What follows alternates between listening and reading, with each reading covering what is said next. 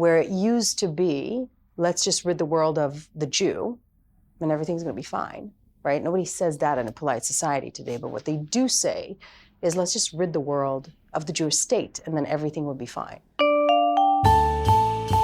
Hello and welcome to the GZERO World Podcast. This is where you'll find extended versions of my interviews on public television. I'm Ian Bremmer, and today we are looking at the startling rise of anti-Semitism, both in the United States and globally. As we know, anti-Semitism is nothing new. An ancient Greek historian in the 2nd century BCE railed against the, and I quote, ridiculous practices of the Jews and the absurdity of their law. But lately, it feels like an ugly trend is back in fashion, and the numbers back that up. The Anti-Defamation League found 3,700 instances of anti-Semitic harassment, vandalism, or assault around the country last year. It's the highest number in 43 years. And then there's the horrific attack. You remember at Pittsburgh's Tree of Life synagogue in 2018 killed 11 worshipers, remains the deadliest attack on the Jewish community in the United States. At what point do extremist politics, whether on the right or left, become hate? To help me wade through these difficult questions is the Israeli actress, writer, and activist Noa Tishby. She has served as Israel's special envoy for combating anti-Semitism before Prime Minister Netanyahu dismissed her for speaking out against his controversial judicial reform agenda. And she joins me now.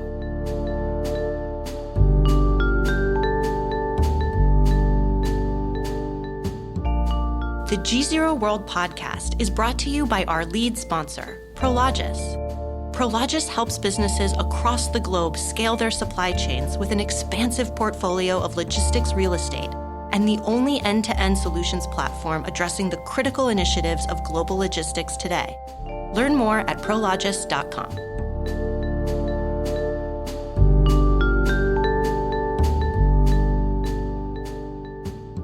Noa Tishby, great to see you. Great to see you as well. So, not an easy topic that we're talking about today. You're used to this, but I mean, obviously the Tree of Life synagogue attack, most violent anti-Semitic attack in U.S. history. And then Anti-Defamation League comes out and says more anti-Semitic attacks in last year than at any point since they started measuring? Okay, so I mean, you're very familiar with those stats. Why? Definitely. What accounts for it? So first of all, the thing to remember is that anti-Semitism is the oldest form of hate and discrimination that is still being practiced today. And you and I were talking off camera for a second before, and you said that you've never got a chance to talk to anybody about anti-Semitism. And that's what's happening. What's happening is that it's so prevalent, it's so pervasive, it's everywhere in our society, but for some reason, people don't give it as much attention. Anti-Semitism is the number one form of hate-based crimes in America, religion-based crimes in America. And this is something that we don't actually give enough attention to. It comes from 3 different areas. Anti-Semitism is on the far right, which is the one that we can identify very easily. It's the Charlottesville, it's the Jews' lasers, using lasers to fire up California. It comes from the far left, which is a little bit more kind of insidious and hard to decipher, which we'll talk about a little bit more, which is equating Israel to Hamas and to terrorist organizations, and it comes from radical Islam. The answer as to why, I can't give you this answer because it's been around for so long. It is so ingrained in our society. What I'm doing in my position in my life, as a part of my life's work, is shedding a light on it so people can actually get present to what it is that they're doing, because a lot of it comes from unconscious biases about the Jewish people. But it really I was does. taught about the Holocaust when I was a kid. I mean, look, I didn't have any Jewish friends because You did not have any Jewish friends? I didn't know any. I didn't. Until what age? Probably would have been in high school. I went to a Jewish summer camp of all things, Camp Menorah. I was really? like the one non-Jewish kid at Camp Menorah. So no Jews and all the way to Jewish So camp. all of a sudden, like, Hine Mata Fumanayim. Yeah, it was very weird. It was very weird. I learned all about it. But no, the point was, I was certainly aware that there was such a thing As anti-Semitism? as anti-Semitism. Because of Holocaust studies. Of course, yeah. But I wasn't something that was discussed particularly in the family. Not only are we becoming more aware of it because we're seeing the attacks, but we're also becoming more aware of it because it just seems more ever present in the discourse. Yes. It's the attacks on Soros. It's the, Soros, code word for Jew. Absolutely. Yeah. So Rothschild, code word for Jew. Right. So I want to know where you think it's clearly becoming a bigger problem today. Bigger. So why do you think that is? So first of all, the other thing to remember is that since Charlottesville, since those demonstrations, there's been a 53% rise in anti-Semitism. And online, what you were describing before, 69 to 84% of online anti-Semitism is actually anti-Israel rhetoric. So these two things are very different, but also super intertwined. Again, I'm not entirely sure where this is coming from because every single person has a bias around the other, right? We've learned this throughout the George Floyd demonstrations. We walk around, you see somebody of a different ethnicity, and you're like, yeah, all right, you immediately have this kind of relationship to that other. And people have the same thing about the Jewish people. So if it's the Jews have all the power, the Jews have all the money, the Jews in Hollywood, they control this, all of that is affecting what people think about the Jews. And with everything that's happening online, I do believe that to some extent the Jews and Israel are kind of patient zero with this. It's coming from something that's very deep in our society. This is not something that I can be like, all right, it's coming from this particular person or that particular person. So I wrote a book about Israel, which I'm sure we can discuss later, but as part of the research, I get obsessed with various historical figures. One of them is Josephus Flavius, who's a historian that lived around the days of the first Jewish-Roman War in 70 AD. And he moved to Rome after the fall of Jerusalem, and he wrote this book called The Antiquity of the Jews.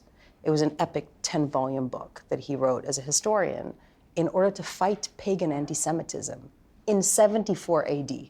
And when I read that, I'm like, wait, pagan anti-Semitism was so bad in 74 AD that this Jew in Rome felt the need to write about it. And this is what we're dealing with. It has been shape-shifting throughout the generations. And this is where we're at right now. It's the Soros, it's the Rothschild, it's the colonialism, it's all of this rhetoric that we hear. And it's spreading out online like never before. And here's the other thing. Anti-Semitism is not a simple form of racism, right? So anti-Semitism is anti-Jewish racism, but it's not as simple as any other racism, because when you're racist about any other ethnicity, you think they're less than you, right? You're kind of like, well, they're not as great as me, I'm better than them, right? Anti-Semitism is a shape-shifting conspiracy theory. So it's not just punching down, it's also punching up. Well, I mean, there's a fair amount of that. Why is the Supreme Court removing affirmative action quotas? In part, that's Harvard and other universities that aren't allowing in as many Asians as there would be, right? So, I mean, there's some of that. I wouldn't say it's unique the way you just described it, only to Jews. That's true, and that's one of the bonds that we're finding between the Asian community. We're number one and number two in hate crimes in America. Because now there's not something, let's celebrate it if it's here, may as well. But there's a sense in terms of the Jewish community, the complaint about the Jewish community is that they are overrepresented. And being overrepresented, which is something that you don't judge your achievements by merit, smells of Marxism ever so slightly, because it's like, let's do the percentage of the population, and based on the percentage of the population, and this is something that's hurting minorities in America that have been struggling here and fighting and achieving based on merit. So my whole thing, and this is something that I've borrowed from my friend David, Eric Weinstein, who's a brilliant man, and he said the Jews are not overrepresented, they're over-contributing. So yeah, all right, we're over-contributing, but that doesn't mean anything, doesn't have anything to do with control or with overpower, and I say all the time that everybody say we have a cabal, may as well start acting like we do, but sadly we don't have one. Do you think it's easier to be openly anti-Semitic in the United States today? Yeah, I do. And what do you think the consequences for that need to be? It breaks my heart that it is easier to be openly anti-Semitic.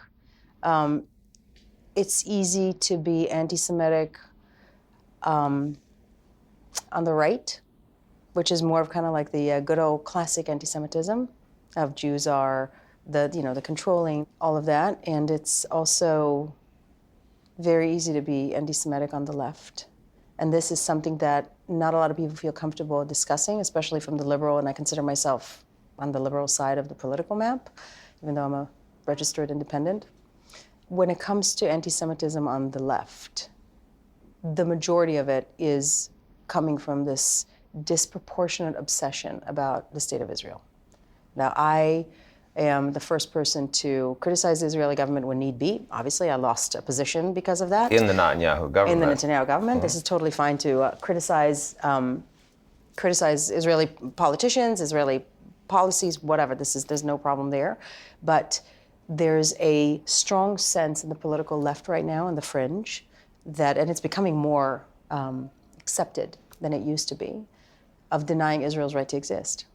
And this is something that, where it used to be, let's just rid the world of the Jew, and everything's going to be fine, right? Nobody says that in a polite society today, but what they do say is, let's just rid the world of the Jewish state, and then everything will be fine.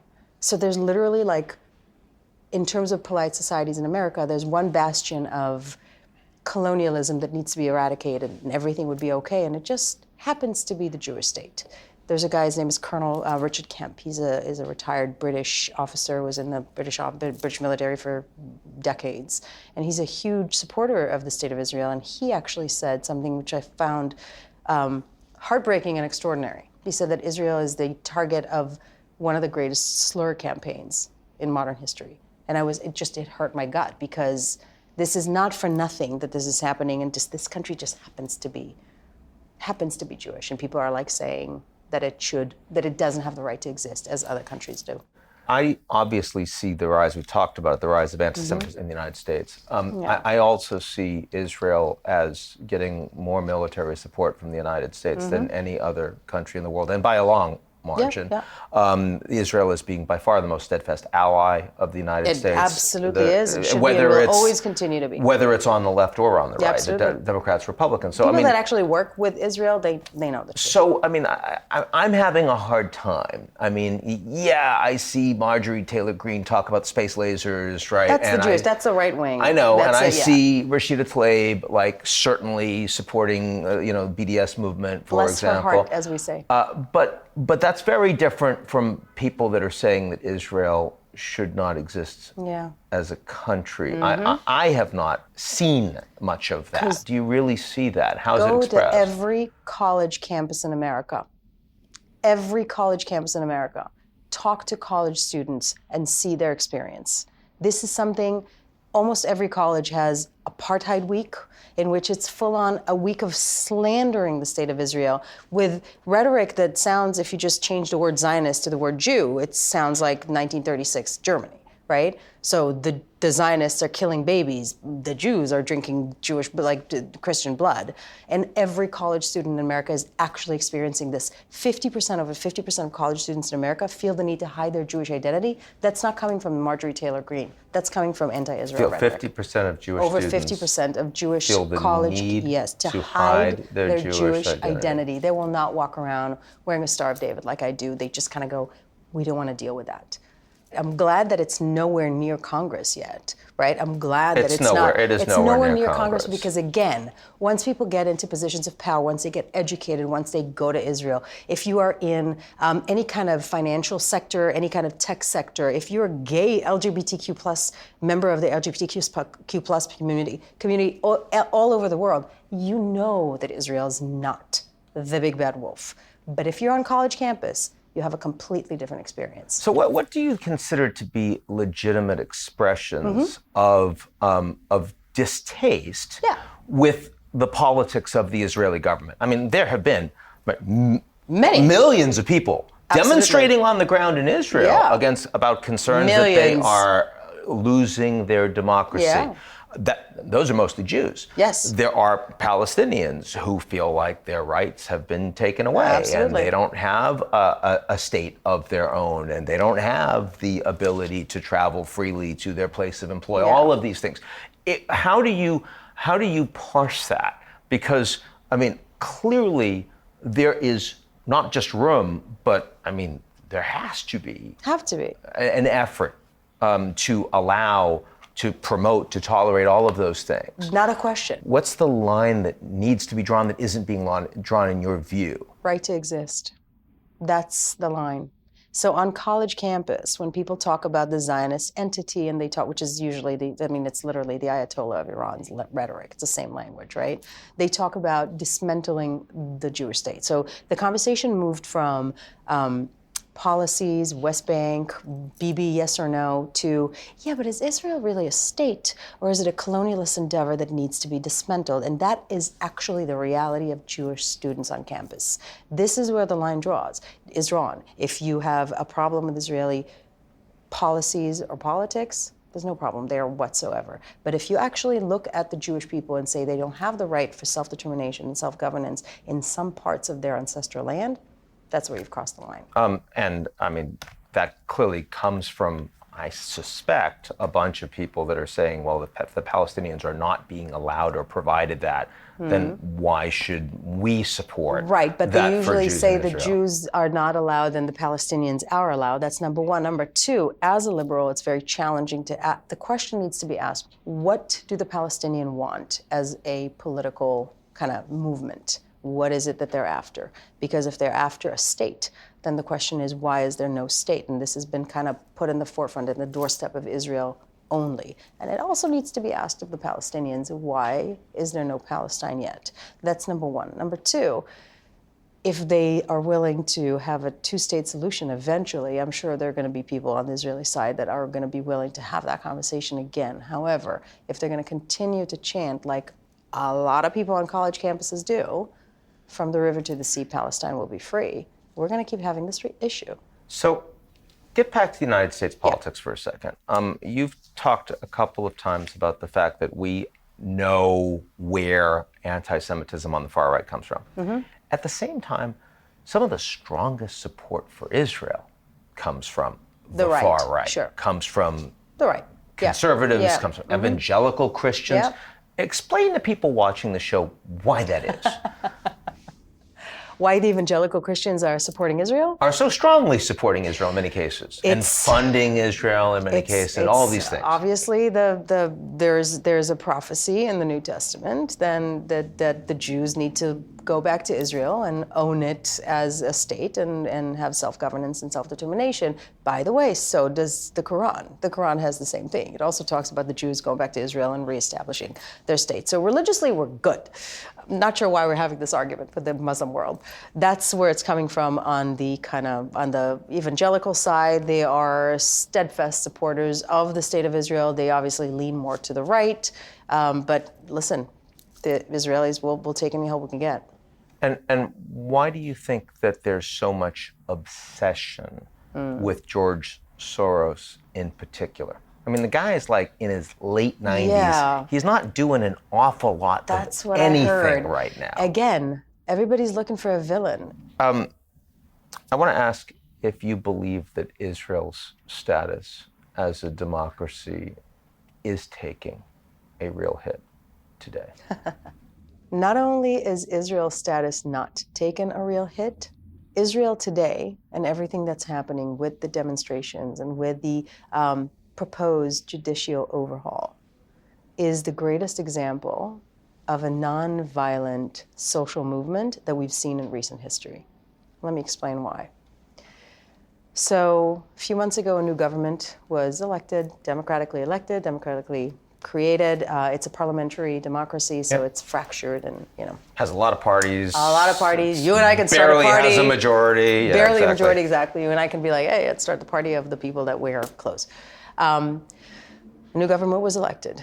As it happens with new governments, they try to walk in and get into power and swing big. We saw this here with Obamacare, right? We saw it here when Trump got elected and tried to overturn Obamacare, and if it wasn't for John McCain, it would have happened. Yep. That's what they did as well. They jumped in, they said, we're going to swing big and we're going to do a judicial overhaul. They call it reform, but honestly, it was an overhaul.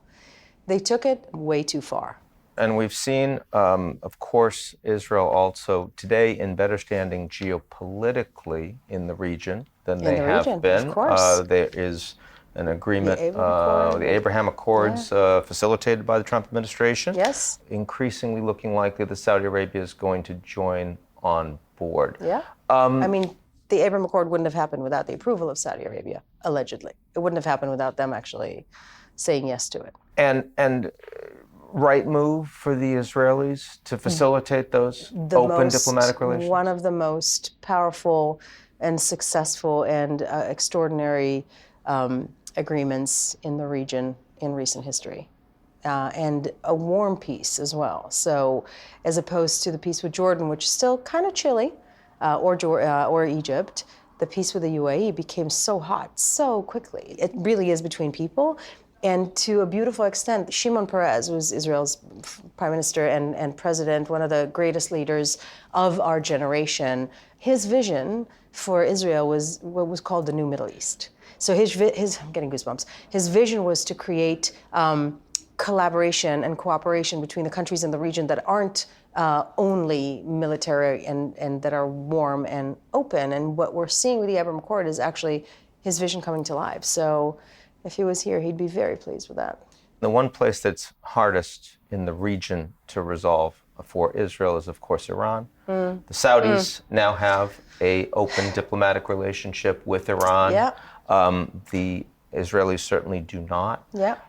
In part, that's because the Iranian government continues to They're just not say that into that us. Israel doesn't have a right to exist. Yeah. The Iranian people don't feel that way. No, they don't. They really don't. So you kind of would think that if there was actual travel, if there was actual engagement between these two nations, that they'd have similar experiences. Do you hold any hope for that? I do. I get DMs from people from Iran a lot. I know what's happening there on the ground. I know how oppressed the people of Iran feeling.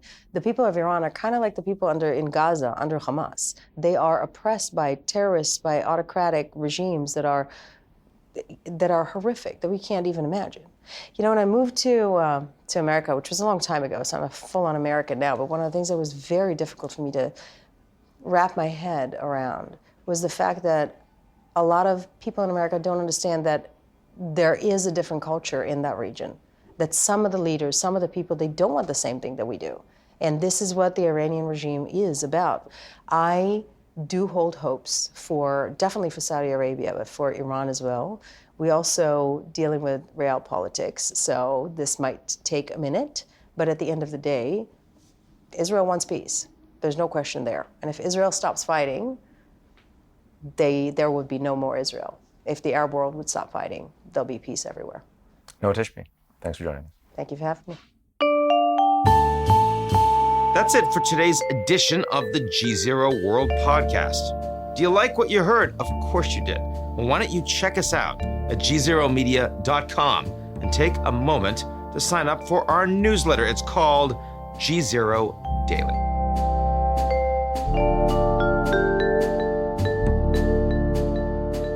The GZERO World Podcast is brought to you by our lead sponsor, Prologis.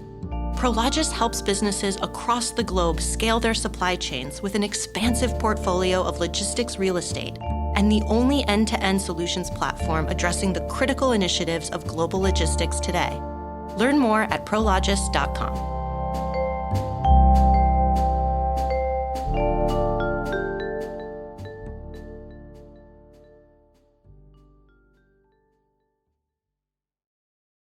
You're listening to the GZERO World with Ian Bremmer podcast, your weekly geopolitical deep dive into the world's biggest news stories, featuring in-depth conversations with global leaders and newsmakers. To get more of GZERO's insights on global politics every morning, sign up for our free newsletter, GZERO Daily, at gzeromedia.com.